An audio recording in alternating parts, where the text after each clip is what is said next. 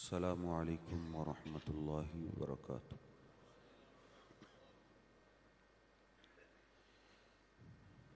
إن الحمد لله نحمده ونستعينه ونستغفره ونعوذ بالله من شرور أنفسنا ومن سيئات أعمالنا.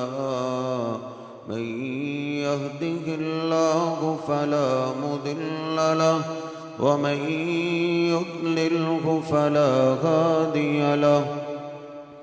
أشهد أن لا إله إلا الله وحده لا شريك له وأشهد أن محمدًا عبده ورسوله. اللهم صل على محمد وأزواجه وذريته كما صليت على آل إبراهيم وبارك على محمد وأزواجه وذريته كما باركت على آل إبراهيم إنك حميد مجيد. رب اشرح لي صدري ويسر لي أمري واحلل عقدة من لساني يفقه قولي. رب زدني علما سبحانك لا علم لنا إلا ما علمتنا إنك أنت العليم الحكيم. اللهم اغفر لنا ولوالدينا ولجميع المسلمين والمسلمات والمؤمنين والمؤمنات الأحياء منهم والأموات. أما بعد فإن خير الحديث كتاب الله وخير الهدي هدي محمد صلى الله عليه وسلم وشر الأمور محدثاتها وكل محدثة بدعة وكل بدعة ضلالة وكل ضلالة في النار.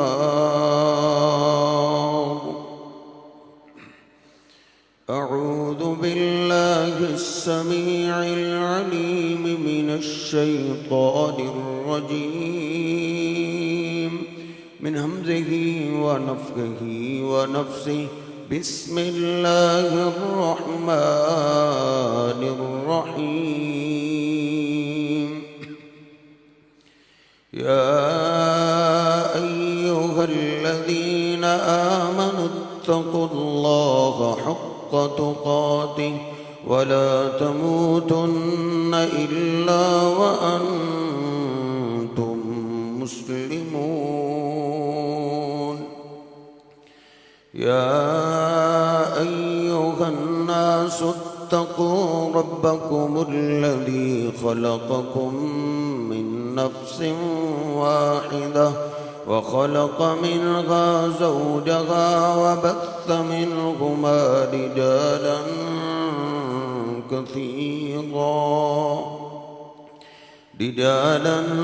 كثيرا ونساء. واتقوا الله الذي تساءلون به والأرحام إن الله كان عليكم رقيبا. يا أيها الذين آمنوا اتقوا الله وقولوا सदीदा युस्लिह लकुम अअमालकुम व यग़फिर लकुम दुनूबकुम वमन युतिइल्लाह व रसूलहु फ़क़द फ़ाज़ फ़ौज़न अज़ीमा। सुब्हान रब्बिका रब्बिल इज़्ज़ति अम्मा यसिफ़ून व सलामुन अलल मुरसलीन वल्हम्दुलिल्लाहि रब्बिल आलमीन।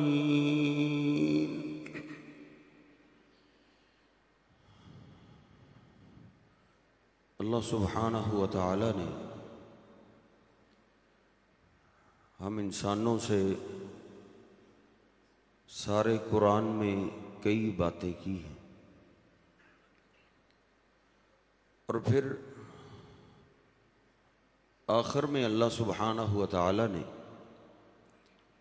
एक बहुत बड़ा शिकवा किया है कि या अय्युहल इंसान, ए हज़रत इंसान। इंसान तो वैसे ही तमाम मखलूक़ात में से एक ख़ास है, लेकिन अल्लाह सुब्हानहु व तआला ने फिर भी अल लगा के इसको अपना शरफ़ और मुकाम याद करवाया है कि ए हज़रत इंसान, मा गर्रका बिरब्बिकल करीम, तुझे किसने धोखे में डाला है तेरे करम वाले रब से, जो सबसे ज़्यादा तेरी इज्जत जानता है और सबसे ज़्यादा तेरी इज्जत करता है। उस इज्जत वाले रब से तुझे किसने धोखे में डाला?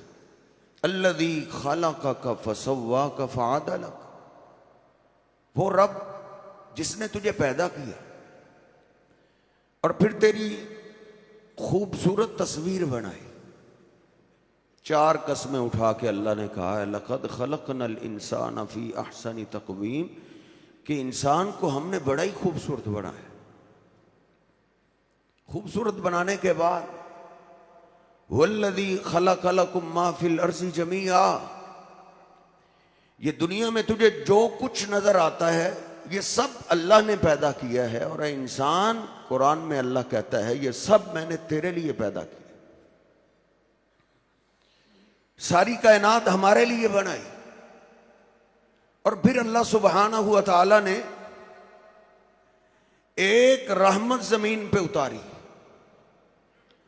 हज़रत जी, उस एक रहमत का नतीजा है कि दोस्त हमसे प्यार करते, क्लास फेलोज हमसे मोहब्बत करते, बहन भाई हमसे प्यार करते, बाप जैसी शफकतें उस एक रहमत का नतीजा है। मां जैसा प्यार पुसरजी उस एक रहमत का नतीजा है। अगर कभी अल्लाह उस एक रहमत को साइड पे कर दे तो बाप ही बेटे को कत्ल कर देता, बेटा बाप को कत्ल कर देता। कितनी माएं ऐसी जिनको उनकी औलाद ने कत्ल कर दी, और कितनी माएं ऐसी जिन्होंने औलाद को ही मार दिया। तो ये सारी मोहब्बतें, ये सारा प्यार अल्लाह की एक रहमत का नतीजा है। मां से बढ़ के दुनिया में कौन प्यार करने वाला है? नबी पाक सल्लल्लाहु अलैहि वसल्लम भी एक दफा हैरान ही हो गए। जनाब उमर फारूक को एक बच्चा मिला, अर्ज करने लगे अल्लाह के हबीब ये किसी का बच्चा। आपने फरमाया उमर देखो, इन कैदियों में से जिस मां का बेटा होगा वो जरूर आएगा। कहते हैं थोड़ी देर ही गुजरी, एक मां, उसको अपने दुपट्टे की कोई होश नहीं, कैदियों से निकली भागी हुई, कह रही हाय बनी, हाय बनी, हाय मेरा बेटा, हाय मेरा बेटा। आपने कहा उमर देखो ये इस मां का बेटा हो।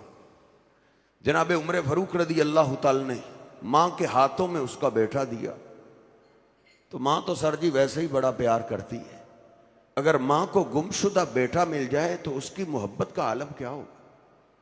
वो सबके सामने ही उसको सीने से लगा रहे, उसको बोझ से ले रहे।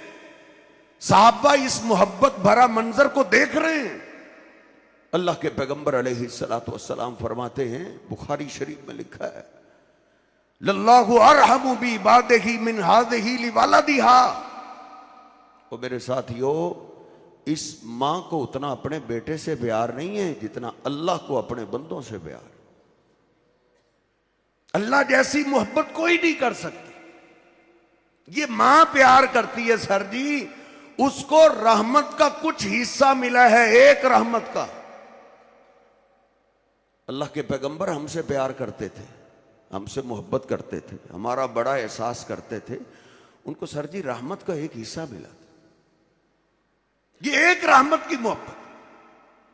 नबी पाक सल्लल्लाहु अलैहि वसल्लम एक रात मेरे और आपके पूरी उम्मत के गम में रोने बैठ गए, रोते रोते सारी रात गुजर गई। ईसा अलैहिस्सलाम अल्लाह के सामने अपनी उम्मत की रहमत की इल्तिजा करेंगे, इब्राहीम अलैहिस्सलाम ने भी अपनी उम्मत की बात की, तो आप रोते रहे।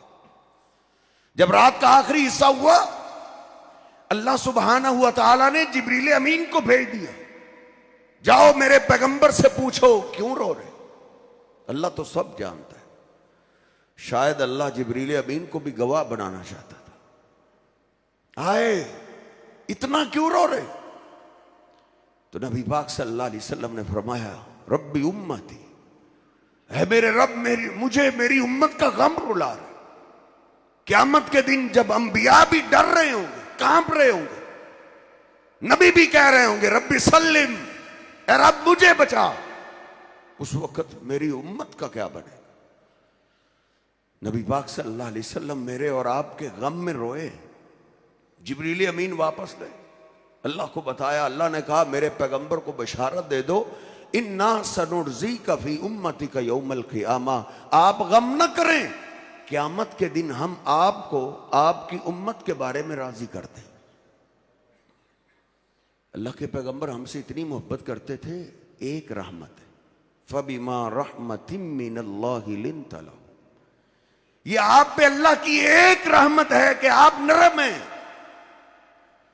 तो हजरत जी उस मोहब्बत का आलम क्या होगा जिसके पास 99 रहमतें, उससे बढ़ के हमारी इज्जत करने वाला कोई नहीं है।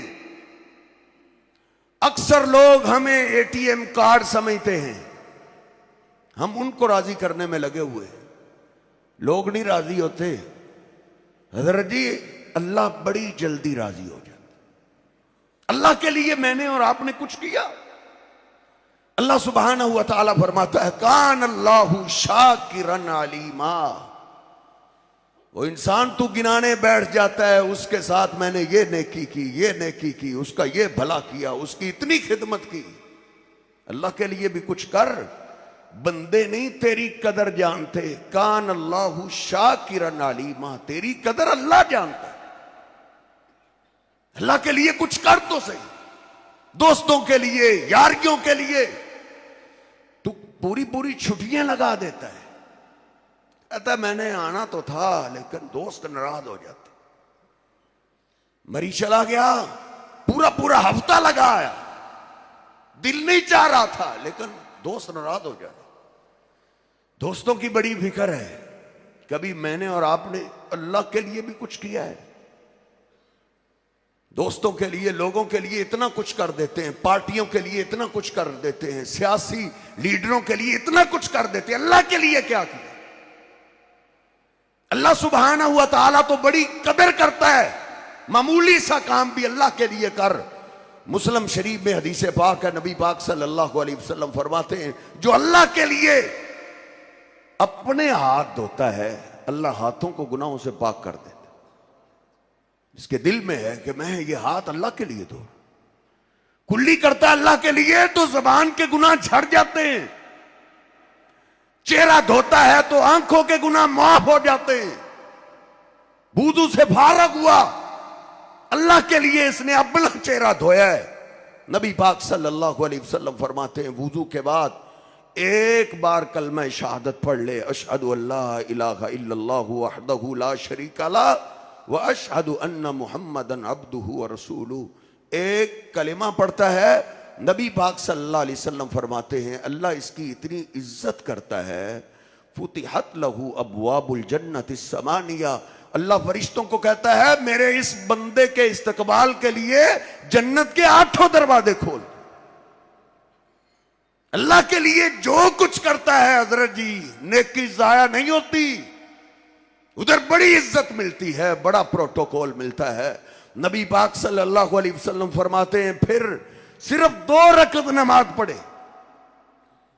मगरिब की नमाज के बाद नबी पाक सल्लल्लाहु अलैहि वसल्लम खड़े होकर बयान कर रहे हैं, आपने फरमाया सिर्फ 2 रकअत नमाज पढ़े, लेकिन शर्त यह है मुक़बिलुन अलैहिमा बिक़ल्बिही व वजहिही, इन 2 रकअतों में दुनिया का कोई ख्याल ना आए, ना अपने दोस्तों का, ना अपने कारोबार का, ना अपने बीवी बच्चों का, किसी का ख्याल ना आए। जिस्म भी अल्लाह की तरफ और दिलो दिमाग भी अल्लाह की तरफ लगा के 2 रकअत नमाज पढ़ दे, कितना टाइम लगे? 5 मिनट, 7 मिनट, 10 मिनट लग जाएंगे।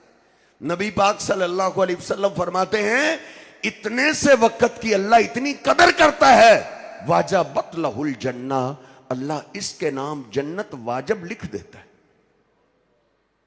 जन्नत वाजिब का मतलब यह है, जिस तरह अल्लाह सुब्हानहू व तआला ने बदर वालों को कहा था, वो बदर में आने वालों, ए मालूमा शे तुम कद गफरतु लकुम, आज के बाद तुम जो मर्जी अमल करो मैंने तुम्हें पक्का ही माफ कर दिया है।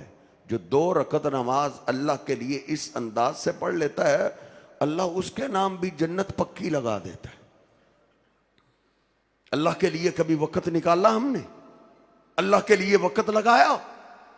माल कभी अल्लाह के लिए खर्च किया?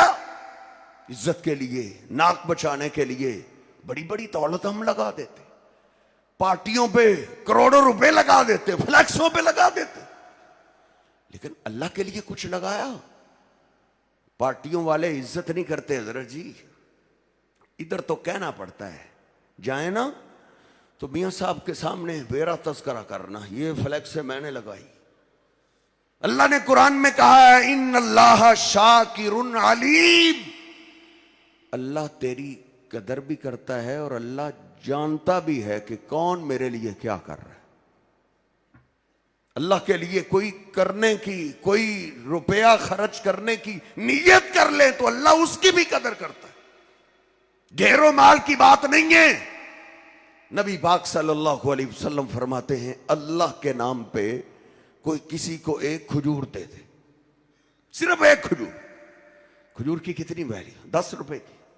10 रुपए तो सर जी बच्चा भी नहीं लेता, लेकिन इसने 1 खजूर अल्लाह के लिए दी, इसको तो कोई परवाह भी नहीं थी, शायद इसने भुला ही दी हो, लेकिन बुखारी शरीफ में हदीस पाक है, नबी पाक सल्लल्लाहु अलैहि वसल्लम फरमाते हैं, यतक़ब्बलुहा बियमीनिही, अल्लाह सुब्हानहू व तआला उस खजूर को अपने दाएं हाथ में पकड़ लेता है, फरिश्तों में फख्र करता है कि ये मेरे बंदे ने मेरे नाम पे खजूर दी, अल्लाह के लिए 1 खजूर। ये तो शायद कब्र में चला गया हो। सर जी बंदे मर जाते हैं, अल्लाह के लिए की हुई नेकी नहीं मरती, नेकी नहीं खत्म होती। नबी पाक सल्लल्लाहु अलैहि वसल्लम फरमाते हैं, युरब्बीहा कमा युरब्बी अहदुकुम फलुव्वहू, अल्लाह उस खजूर को ऐसे पालता है जैसे तुम में से कोई जानवर का बच्चा पालता है। कल क़यामत का दिन होगा, नेकियों वाले तराजू में जब उस खजूर को देखेगा तो वो खजूर नहीं होगी, बहुत पहाड़ बनाओगा। इसलिए शर्त यह है हजरत जी, अल्लाह के लिए कुछ करें, कोई नेकी हो जो इंसान अल्लाह के सामने पेश कर सके। बुखारी शरीफ में हदीस पाक है, नबी पाक सल्लल्लाहु अलैहि वसल्लम फरमाते हैं, एक आदमी जंगल से गुजर, अशद्दु आताशा, सख्त प्यास, पानी की तलाश में, कहीं पानी मिल जाए। एक कुआं इसको मिला, कुएं में नीचे उतरा, पानी पिया, फिर हाथों से कुएं से बाहर निकला, बाहर देखा, इन्नल कल्ब याकुलु सरा, एक कुत्ता है वो तर मट्टी खा रहा है। इसको पहले ही प्यास का एहसास था, फौरन ही दिलो दिमाग में बात आई, जिस तरह मुझे प्यास लगी है ऐसे ही इस कुत्ते को भी प्यास लगी हो। कुत्ते मट्टी कहां खाते हैं, ये जो तर मट्टी खा रहा है इसको प्यास लगी होगी। हदीस पाक में आता है, वो कुत्ते को पानी पिलाने के लिए कुएं में नीचे उतरा। हम तो इंसानों के बारे में ज़हन रखते हैं, इसको वहां मारें जहां इसको पानी भी ना मिले। लेकिन ये देख, नीचे उतरा, अपने जूते में पानी भरता है, अब बाहर कैसे आए?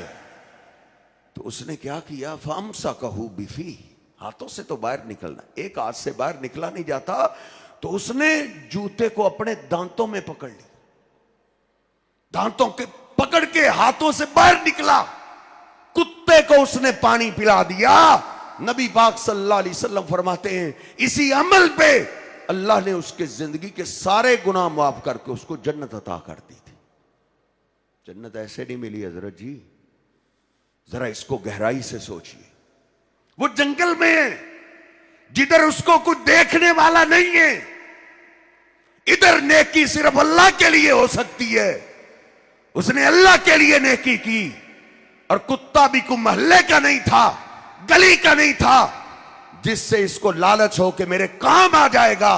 कुत्ता भी आवारा था, उधर नेकी सिर्फ अल्लाह के लिए, उसके दिल का आलम अल्लाह ही जानता है।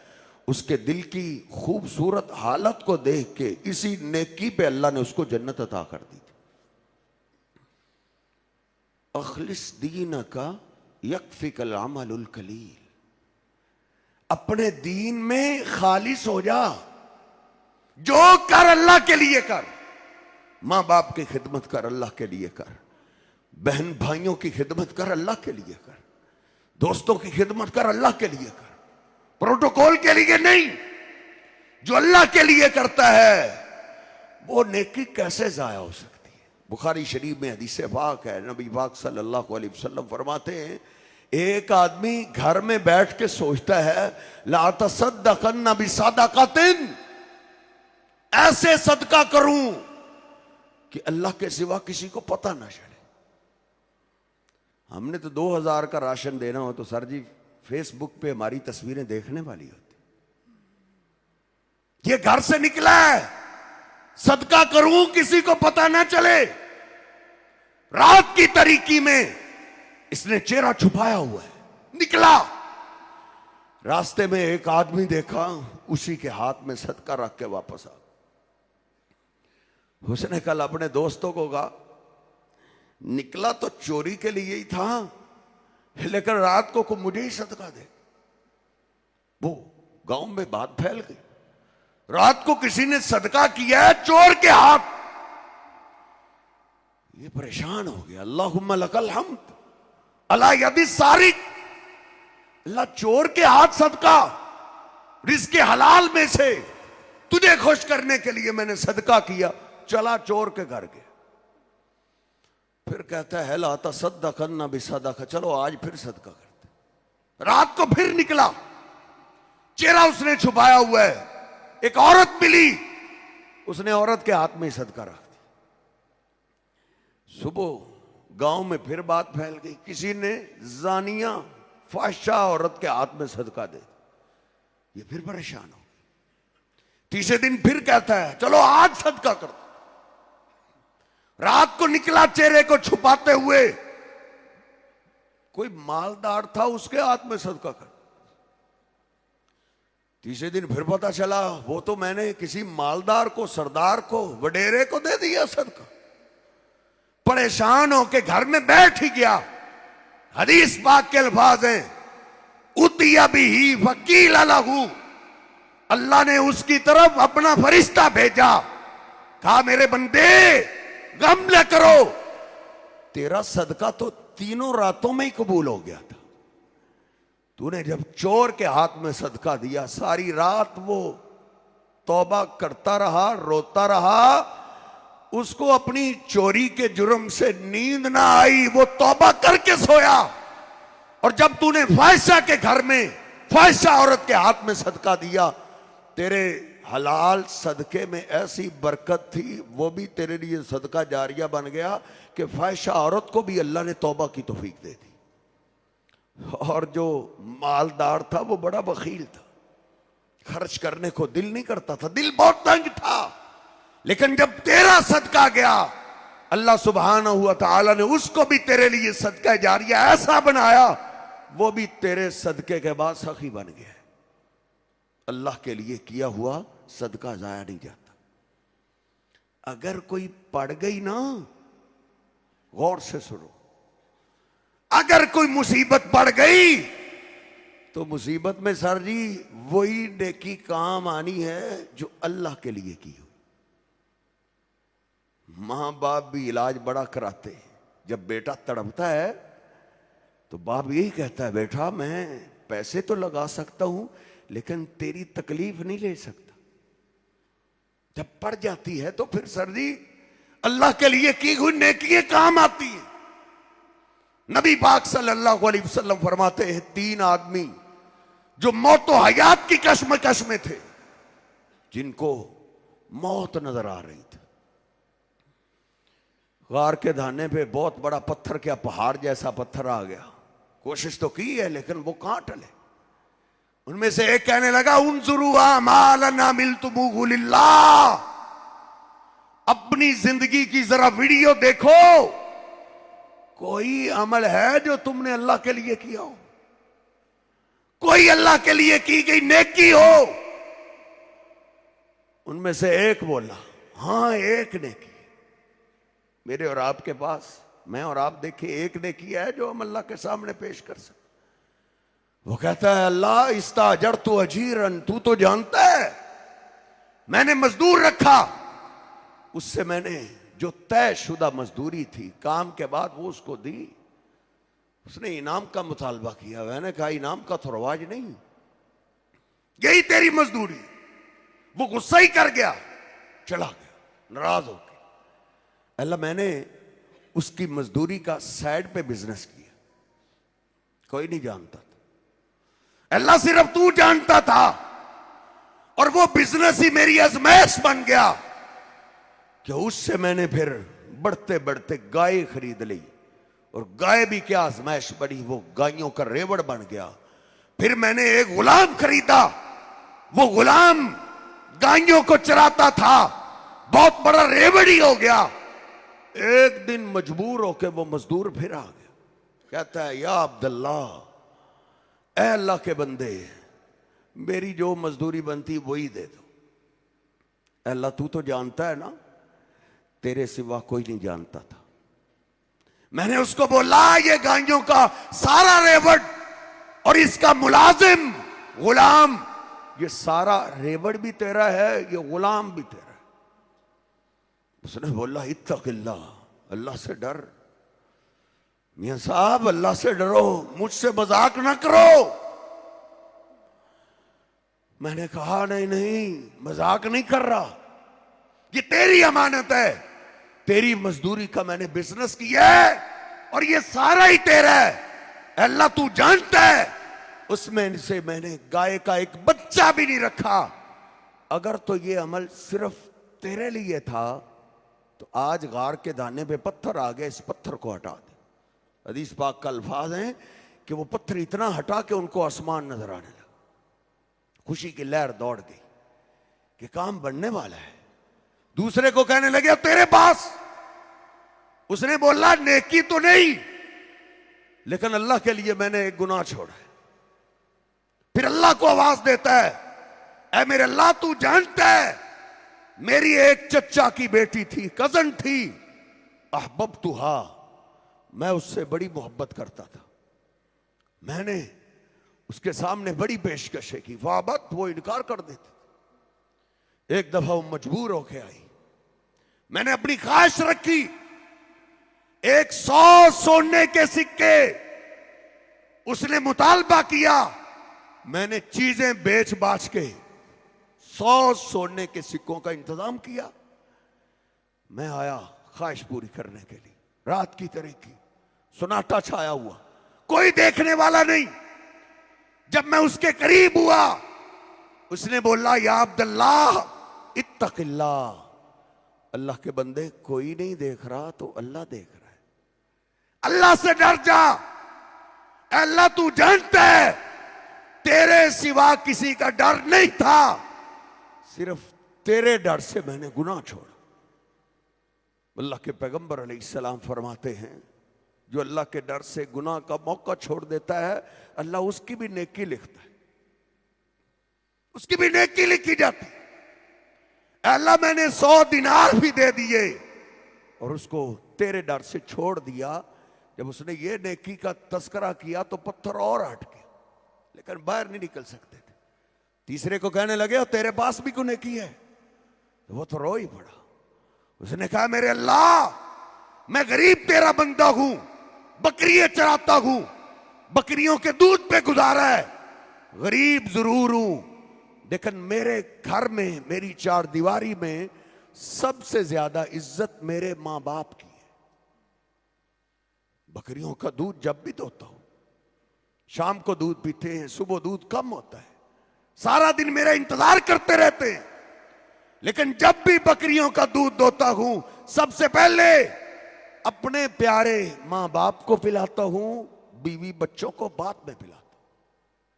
एक दिन शायद मेरी आजमाइश का था, मैं बकरियां चराते चराते दूर निकल गया, वापस आते आते देर हो गई।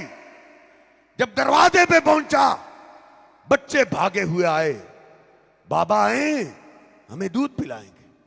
मैंने जल्दी से बकरियों का दूध दोया, प्याला हाथ में पकड़ा, सीधा गया अपने बुजुर्गों के पास। फैदा हुमा नाइमान, लेकिन मेरे बुजुर्ग मेरा इंतजार करते करते सो चुके थे। है मेरे अल्लाह, तुझे तो याद है ना, फिर मैंने अपने बुजुर्गों की नींद को खराब नहीं किया, कि पता नहीं कितनी मुश्किल से नींद आई होगी, फिर मैंने अपने आप को सजा दी। तुम देर से आए हो, तुम्हारे देर से आने की वजह से बुजुर्ग भूखे सो गए, इधर खड़े हो जाओ। फिर मैंने अपने आप को खड़ा किया। बच्चे तो फिर बच्चे थे, वस्सबिय्यतु यतज़ागौना इंद क़दमैया, बुखारी शरीफ के अल्फाज हैं, बच्चे मेरे पांव के साथ चिमट गए, बाबा हमें भूख लगी है, सारा दिन हम आपका इंतजार करते रहे, हमें दूध पिलाए। मैंने कहा यह नहीं हो सकता कि बुजुर्ग भूखे सोए रहे और उनसे पहले मैं तुम्हें पिला दूं, तुमने उनको सोने ही क्यों दिया? ऐ मेरे अल्लाह, मैं प्याला पकड़ के खड़ा रहा, बच्चे पांव के साथ चिमट के दूध मांगते रहे। ज़ाक़दाबी वदाबुहुम हत्ता तलाल फजर, मेरी और मेरे बच्चों की यही कैफियत रही कि सुबह हो गई। फजर के टाइम मां बाप बेदार हुए, सबसे पहले मैंने अपने बुजुर्ग मां बाप को दूध पिलाया, बच्चों को बाद में दूध पिलाया। ऐ मेरे अल्लाह, अगर मेरे घर की ये नेकी तुझे पसंद है, आज घार के धाने पे पत्थर आ गया, जिंदगी खतरे में है, इस पत्थर को हटा दे। हदीस पाक में मैंने ये भी पढ़ा है, तकत्तात सखरतु, जब इन नौजवानों ने अपनी अपनी नेकियों का तस्करा किया तो पत्थर के टुकड़े टुकड़े हो गए थे। जो हमारी जिंदगियों में पत्थर आए पड़े हैं, मुसीबतों के पहाड़ और मुसीबतों के सैलाब बहते चले आ रहे हैं, कहीं हम भी अपनी जिंदगी में देखें अल्लाह के लिए भी कुछ कर रहे हैं। और अल्लाह के लिए जो जीता और मरता है, अल्लाह के लिए सब कुछ करता है, उसकी भी अल्लाह हिफाजत करता है। अल्लाह की कसम, अल्लाह उसकी नस्लों की भी हिफाजत करता है। सूरत कहफ एक बाप है, हकीमों ने कहा इसका इलाज नहीं है, मौत का इंतजार है। अब इसने देखा घर में इसके छोटे छोटे बच्चे, तो इसने कहा अगर ऐसे ही मैं दुनिया से चला गया, गांव वाले कौन से अच्छे लोग हैं, वो तो मेरे माल को लूट लेंगे। मेरे बच्चे जब बड़े होंगे, उनके पास संभलने के लिए दौलत ही नहीं होगी। बाप को अपनी कब्र से भी ज्यादा अपनी औलाद की फिक्र होती। और नौजवानों, बाप जैसा खैर खा दुनिया में नहीं है। दोस्तों की खातर बाप को रुलाने वालों, ये सोच रहा है मेरे छोटे छोटे बच्चे, इनका क्या बनेगा। इसने अपने सारे बिजनेस कारोबार को क्लोज किया, सारी दौलत का सोना खरीदा और सोने को रात की तारीकी में अपनी दीवार के नीचे गड़ा खुद, दीवार के नीचे इसने सोना छुपा दिया और अल्लाह से बात करने लगा है, मेरे अल्लाह, ये मेरे बच्चों का सोना है और मैं तुझे अमानत के तौर पे दे रहा हूं। जब मेरे बच्चे जवान हो जाएं तो ऐ शहंशाह, तेरे लिए कोई काम मुश्किल नहीं, ये सोना मेरे बच्चों तक पहुंचा देना। हदीस पाक में, कुरान पाक में, तफसीर में लिखा है, बारिशें आई, तूफान आए, सैलाब आए, हत्ता के दीवार गिरने के करीब पहुंच गई। अल्लाह ने उस दीवार को संभालने के लिए 2 पैगंबर भेज दिए। 2 पैगंबर आए, एक मिस्त्री बना, एक मजदूर बना, दोनों ने दीवार दोबारा तामीर कर दी। खाजिर अलैहिस्सलाम ने कहा, मूसा आओ चले। मूसा अलैहिस्सलाम ने बोला, अच्छे बंदे, भूख लगी है, काम पे लगाए रखा है, इनसे मजदूरी नहीं ले रहे, खाना ही खा लेते। तो खाजिर अलैहिस्सलाम ने कहा, मूसा, ये दीवार मैंने अपनी मर्जी से तामीर नहीं की, अम्मल जिदारू फकान अली गुलामैन यतीमैन फिल मदीना, इस दीवार को सही सीधा करने का हुक्म अल्लाह ने दिया। इस दीवार के नीचे 2 यतीम बच्चों का खजाना है, अल्लाह के पास वो अमानत है। अल्लाह ने उस अमानत की हिफाजत क्यों की? खाजिर अलैहिस्सलाम कहने लगे, कान अबूहुमा सालिहा, उन बच्चों का बाप अल्लाह के लिए नेकियां करता था। अल्लाह के लिए जो नेकियां करता है, ओ हजरत जी, अल्लाह उसकी नस्लों की भी, औलाद की भी, बच्चों की भी हिफाजत करता है। बंदे नहीं राजी होते सर जी, अल्लाह बड़ी जल्दी राजी हो जाता है। मेरे और आपके अल्लाह की तरफ जाने में देर है, अल्लाह के आने में कोई देर नहीं। अल्लाह खुद कहता है बुखारी में, इन अतानी यमशी अतईतुहु हर वलतन, जो मेरा बंदा मेरी तरफ चल के आता है, मैं उसकी तरफ दौड़ के आता हूं। अतईतुहु हर वलतन, अल्लाह बड़ी जल्दी राजी होता है। बंदों को राजी करते करते हमने जिंदगी खपा दी। 20-20, 25-25 साल हो गए एक एक खानदान की खिदमत करते करते, ये राजी हो जाए। जो अल्लाह को नाराज करता है, बंदे उस पर राजी नहीं होते।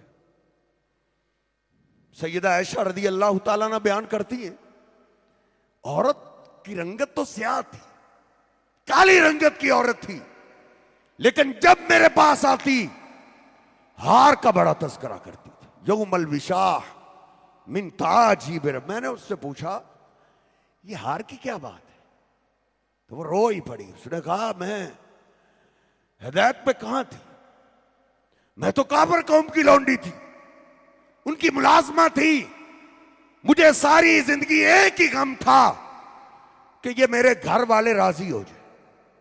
उनको राजी करने में लगी रही। मैंने अपनी सारी जवानी लगाई। जब बच्चे मेरे हाथों में बड़े होते, 7 साल 10 साल, मेरे दिलो दिमाग में एक ही था, ये बच्चा भी मुझ पे राजी हो जाए। उनको राजी करने में लगी। एक दफा उनकी बच्ची को लेकर खिलाने के लिए मैं बाहर निकली। विशाहुन अहमर, सुर्ख मोतियों का कीमती हार था उसके गले। मुझे पता ही नहीं चला गिरा कैसे, टूटा कैसे। चंद कदम आगे चले तो पता चला हार तो पीछे गिरा हुआ है। पीछे पलटी उसको उठाने के लिए तो वो चील आई, आसमान से उठा के ले गई। मैं बड़ी परेशान हो गई कि ये क्या बन गया।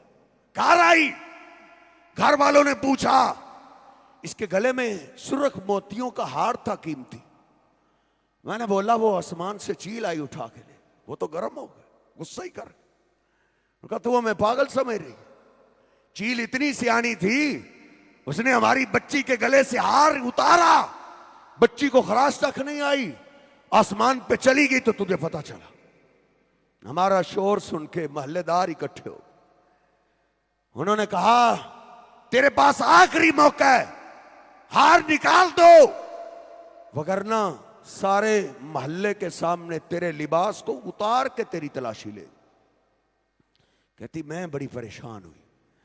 उस परेशानी के आलम में मुझे याद आया कि वो काबर कौम मुश्किल वक्त में अल्लाह को आवाज देते थे, अल्लाहुम्मा कहते थे। मैं अल्लाह को नहीं जानती थी, लेकिन जो ही मेरे दिलो दिमाग में बात आई, मैंने दिल ही दिल में अपने रब को आवाज दे दी, अल्लाहुम्मा बर्रेनी, अल्लाह मैं तुझे नहीं जानती, लेकिन एक बात है, मुश्किल वक्त में तू काम आने वाला है। अगर ऐसे ही है तो मुझ पे मुसीबत आ गई है, अल्लाह इससे मुझे बरी कर दे। कहती है मैं हैरान रह गई। वो अपने रब को दूर समझने वालों, कहती है मैं हैरान रह गई। दिल में मैंने अपने रब को आवाज दी, मेरी पुकार को मोहल्ले वालों ने नहीं सुना, लेकिन मेरे रब ने मेरे अपने अर्ज से सुन ली। मैंने क्या देखा, इधर से अल्फाज बोले, वही चील सबके सामने वापस आई, हार उसने सबके दरमियान में फेंक दी। मैंने कहा ये रहा तुम्हारा हार, सारी जिंदगी मैंने तुम्हारी खिदमत में लगा दी और मेरी वैल्यू एक हार जितनी भी नहीं थी, ये रहा तुम्हारा हार। फिर मैंने धार ली कि अब यहां नहीं रहना, अब इधर से निकलते। एक रात काफिला गुजर रहा था, चुपके से भागी, काफिले में शामिल हो गई। अल्लाह कुरान में कहता है वइदा सालका इबादी अन्नी फइन्नी करीब, तू कहता है मेरा फलां बड़ा ही करीबी है, बड़ा ही करीबी।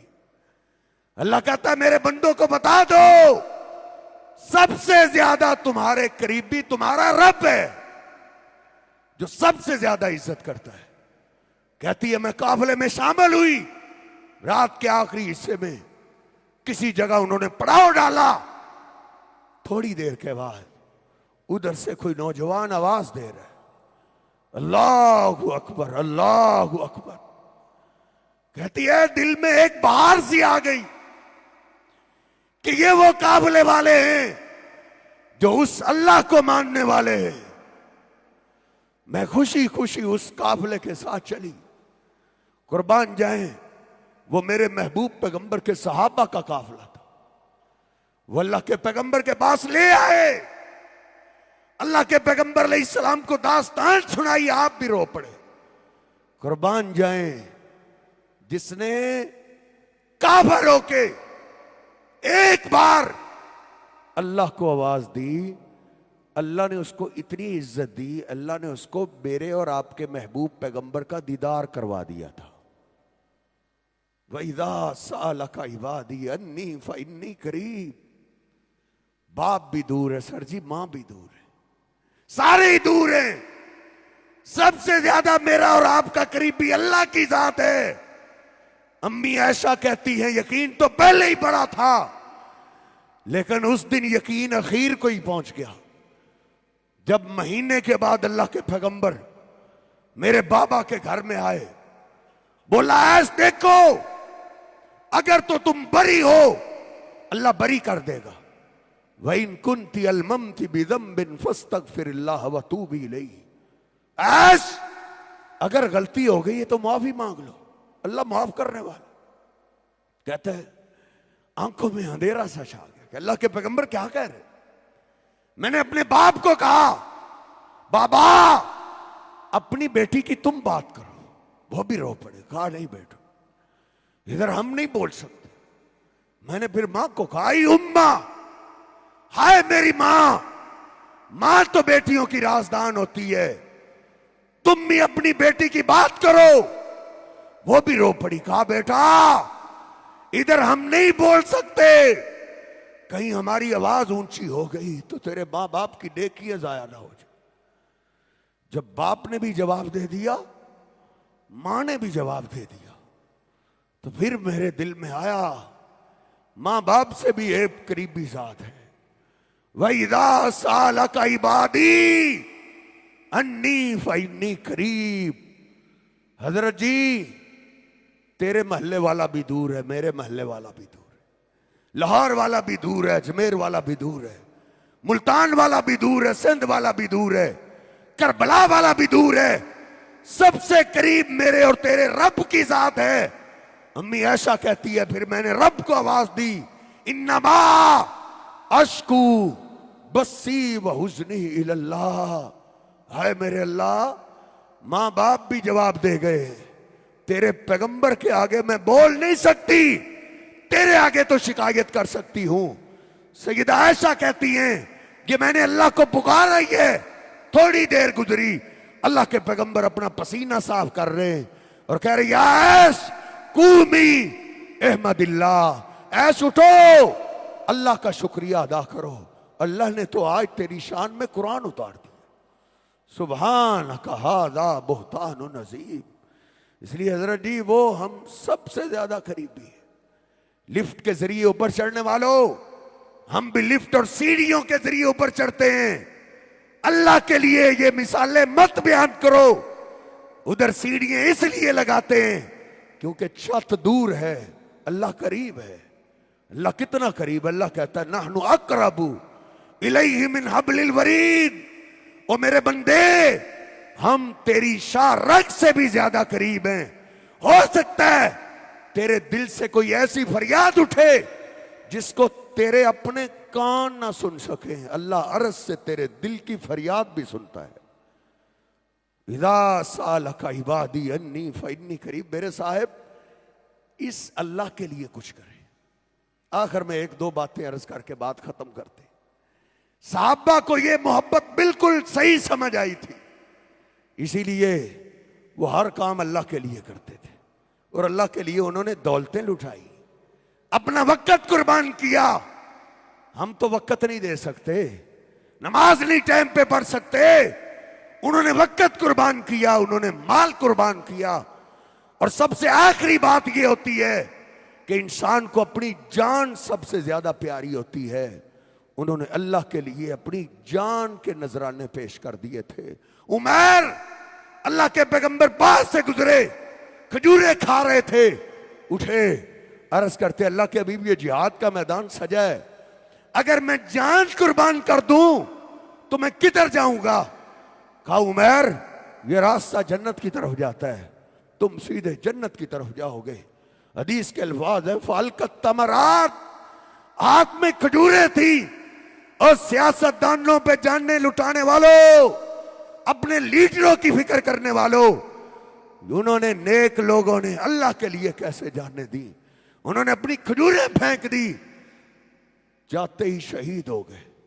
और सैयदना हंजला रदी अल्लाह तआला अन्हु, नई नई शादी हुई है, कानों में आवाज पड़ी, ओ मुजाहिदो, अल्लाह के पैगंबर तुम्हें बुला रहे हैं, दुश्मन आ गए, अल्लाह के लिए जान की कुर्बानी देने के लिए निकलो।